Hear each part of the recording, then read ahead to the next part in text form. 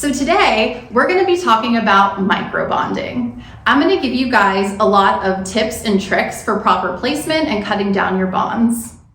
So what is microbonding? Microbonding is actually just a fusion technique. So we are actually going to utilize our fusion hair extensions.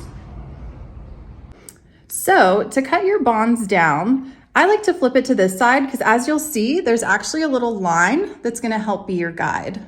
So when I am starting to microbond my pieces, the first thing I'm going to do is take my fusion bond cutter tool and actually go in at a horizontal and cut this down about halfway, just like this. Give it a gentle squeeze, and that's just going to give us a nice clean cut. Now that we have cut off that top part of the bond, we're actually going to go right in the middle of that crease and cut this in half to create a half bond. And this is going to give us two small half pieces. So now we have a half bond. We're actually going to cut this half bond in half, creating a quarter size piece, or what we like to call a micro bond size piece. So I'm just going to go in again with my bond cutter and just give it a nice little clip. And now we have two small pieces. Where might you use these micro bonds at? Again, they're great for fine thinning hair because you can customize the bond size to fit into those really sparse areas. Now that we know what a microbond is, where do we place a microbond? Well, microbonds can really be placed pretty much anywhere on the head. I love them for clients with fine thinning hair, or maybe even clients that might have a balding or alopecia spot that they really want to camouflage and not have to worry about wearing a hairpiece or something bulky like that. I'd actually like to show you our girl here. She actually has an alopecia spot that we have covered with these microbonds. As you can see, I'm going to lift her up here. And she has this nice little area that I'm sure some of you have seen, somewhat frequently on clients, especially nowadays with the COVID hair loss or just stress related stuff. This is really cool because I actually just micro bonded and, put in some of these really tiny pieces. So you can kind of see when it's brushed down, you don't even notice these, and it has like covered up that whole area. But if hair happens to hit the wind or something like that, these just like really aren't that noticeable. You can even take like a root color spray or something and spray that on the scalp area, and it's going to blend those bonds in even more. Okay, so now let's talk about another area that we can utilize these micro bonds, something that all of us see probably on the daily, right? This area in through here. A lot of women have either, hormonal hair loss or maybe that COVID shed, multiple different things, or maybe just, heating their hair with a flat iron. A lot of women, me included sometimes, are missing this like whole kind of front section. And because it is so close to the face, it would be really hard to put something like a tape in or something with a larger bond here because it would be noticeable, right? So I'm going to show you guys now how to place a micro bond in here that will be so discreet, even if the wind blows, no one will know it's there.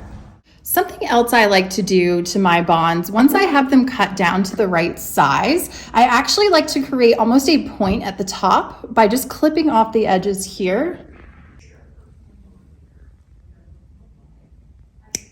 Once I melt this into the hair, it's actually going to really diffuse at the top and not create such like a harsh, like heavy line on the bond, if you will. It's really just going to kind of blend into the client's hair so much better and be even less noticeable. When attaching the micro bonds to the client's hair, we want to match density to density, or like the same size to the same size, because we want to make sure that the client's hair can hold the weight of this extension. So now let me show you how I melt this into the hair.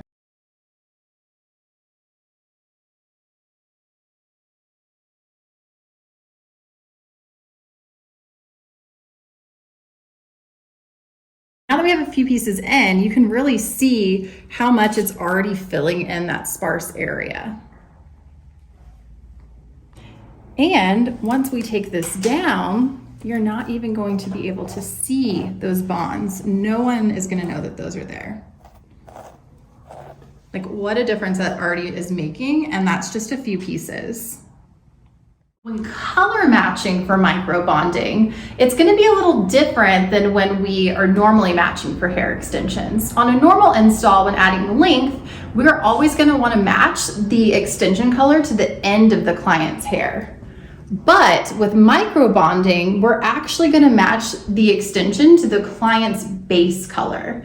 This is because we want the root of that hair extension to blend in flawlessly, because typically with micro bonding, right, we're working in those thinner areas, we're working closer to the part line. So, you know, if someone might happen to see the extension bond, they're not going to know what it is because it's going to match the client's root. It's just going to look like maybe a little thicker piece of hair, if you will.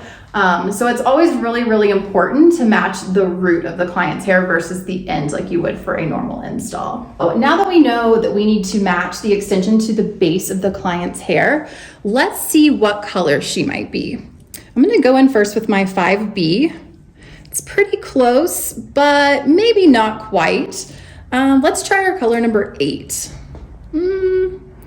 Also close, but not quite.